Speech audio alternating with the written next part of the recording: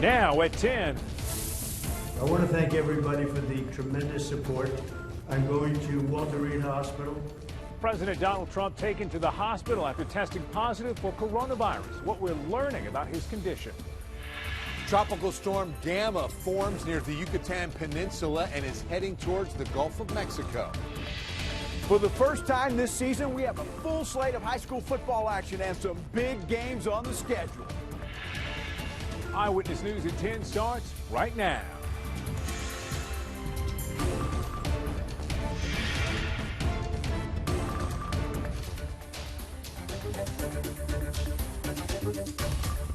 Thanks for joining us. I'm Aaron Wright. First at 10, President Trump hospitalized. Marine One flew him to Walter Reed National Military Medical Center this evening, where he will stay for the next few days. This comes after the president announced he and the First Lady Melania tested positive for the coronavirus. We have team coverage tonight on the latest developments on the president's condition, the experimental treatment he's undergoing that has ties to San Antonio, and reaction from the local and national level. Christina Ruffin starts our coverage from Walter Reed. President Trump was flown from the White House to Walter Reed National Military Medical Center on Friday to be treated for the coronavirus. The White House says the president will spend the next few days there out of an abundance of caution. Before he left the White House, the 74-year-old president tweeted a brief video statement. I want to thank everybody for the tremendous support.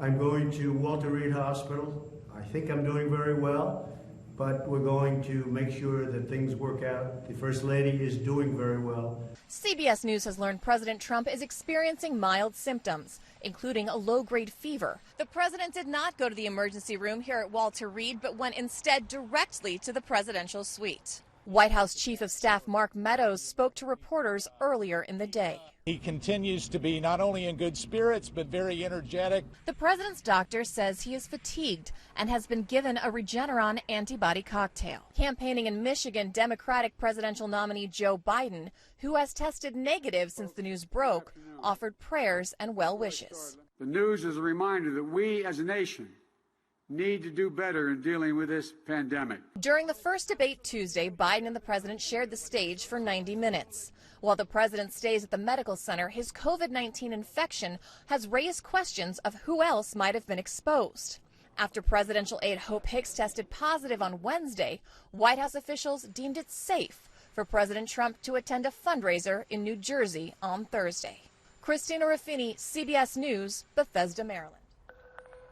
As Christina mentioned, the president is being treated for the coronavirus with an experimental antibody cocktail. We've just learned it has ties to San Antonio. Eyewitness News reporter Henry Ramos joins us live in the medical center. Henry, San Antonio's own Texas Biomed has been involved with that experimental treatment. Aaron, the president took a single dose of that Regeneron antibody cocktail, and well before that drug went out for trial, Texas Biomed tested it on primates. Late tonight, I spoke with one of the team members who took part in the preclinical studies here in San Antonio. In fact, listen to this. He told me once his 10-year-old heard on the news today of the drug. He said, "Dad, your work helped protect the president." Ricardo Carrion says he hopes it does and says it is important for San Antonio to be involved in something like this. The experimental antibody cocktail is still part of an ongoing clinical trial on humans. Carrion says the Texas Biomed pre-studies on the drug showed success on animals. We were able to demonstrate, yes, indeed, even before, if we give the drug before they get infected, we reduce the amount of viruses being shed. We reduce the pathology that we see in the lungs of these animals. And also, if we give it therapeutically, so after we infect them, we see the same benefit. Now, the Regeneron antibody cocktail is under phase 3, and the company says it is showing success in humans. Medical experts say it makes scientific sense on why this was given to President Trump. Also tonight, I spoke with the medical director for the clinical trials of Texas. Important to note here, they are not affiliated with this particular drug trial, but he did tell us how it works. This allows then the antibody to directly attach to that spike on the virus and then prevent it from then attaching to a human cell and infecting that human cell. So it's a treatment for it. Very interesting. So is this treatment given here locally? Well, we asked Metro Health, and They tell us they're not aware of anyone in San Antonio receiving this drug. We also spoke with a doctor with University Health. They say they aren't giving it out and that you can only find it in clinical trials. Now I want to bring in my colleague, Holly Stouffer, who's continuing our team coverage tonight. Holly, I know you're tracking all the support and reaction coming in for the president and the first lady. Yeah, Henry, President Trump has been trending all over Twitter all evening. His son Eric says his dad is a warrior who will fight the virus with the same strength and conviction he uses to fight for America each and every day. Republicans and Democrats are offering their support and prayers for a quick recovery.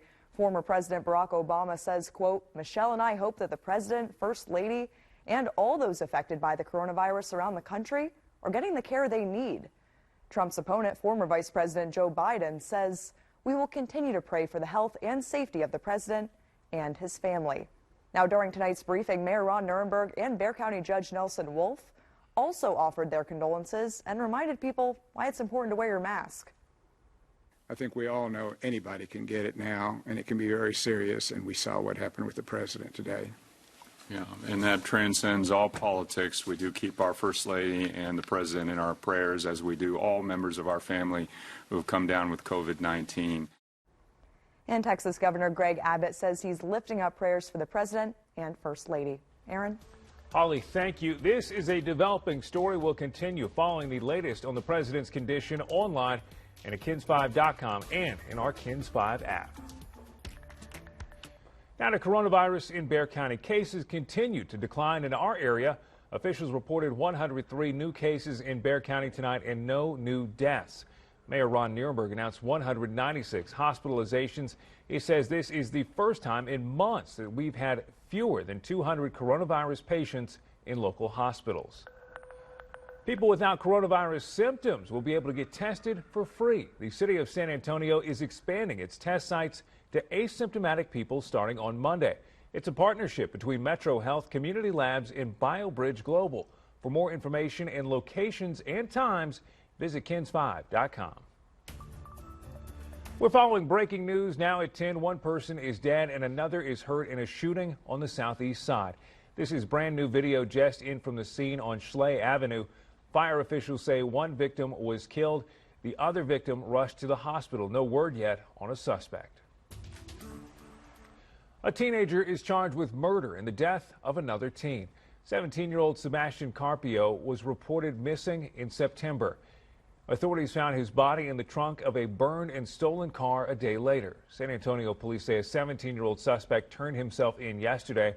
The teen is being held at the Bexar County Juvenile Detention Center.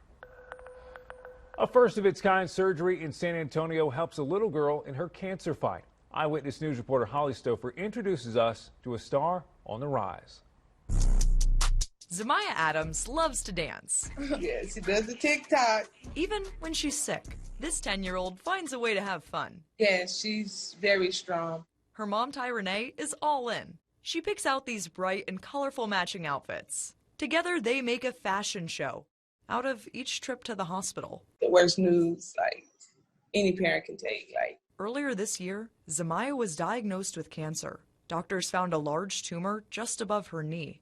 Typically, this case would require amputation. Okay. But Zamaya received a different surgery, the first of its kind in San Antonio. It's done to basically replace this section of bone, and then we can expand it. The team at Methodist Children's Hospital saved her leg with an extendable implant. As she grows, the implant will too. She just had surgery 2 months ago. Zamaya is happy, healing, and back to dancing. On one leg for now. She says no pain, but you know she's a tough one, so I'm like... It's no pain, Mom. Okay. It feels normal. Zamaya still has 3 rounds of chemo to go, but this shining star will be in good company. As long as she's happy, that's what made me happy. With plenty of love and laughter... This is my baby, my first child. She'll be back on center stage soon. Holly Stouffer, KENS 5 Eyewitness News. Now at 10, traffic troubles on the west side. Full lane closures are happening right now on 410 and State Highway 151. Here's a live look from Chopper 5. The closures will allow crews to install steel beams for flyover ramps at the interchange. TxDOT says drivers can expect things to reopen Monday morning, so be ready.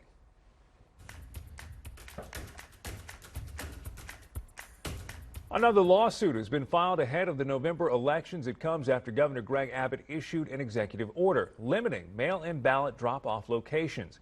It restricts the drop-offs to just one location per county. Bexar County already had just one ballot drop-off point. However, the order will cause issues for places like Harris County and Travis County. Attorneys with the League of United Latin American Citizens says the move is a form of voter suppression. We are answering your election questions right here on KENS 5. Our voter team was asked, I recently moved. Do I need to update my address to vote? The answer, yes. If you move to another place within the same county, you'll need to notify the voter registrar. If you have your former voter certificate, you can correct your current address on the back and mail it in. If not, you can fill out a new voter registration application and select the box that says change. If you move to another county, you'll need to re-register completely. You can find a link to do so on kens5.com/voter guide. We have a new tropical storm. Gamma forms near Cozumel, Mexico, and is looking at the Gulf of Mexico. So we'll take a look at the new forecast track and where we might see landfall. In the meantime, Joe Reinagle, so excited. He's been doing laps around the building. This is a big Friday night, isn't it, Joe? Yeah, it really is, and I'm really tired. You know, it's a big building. It is a big night of high school football. The San Antonio area schools in action for the first time this season, and we had some dandies tonight. We got all the action coming up. Did some push-ups too, right? Oh, yeah, of course. Sit-ups,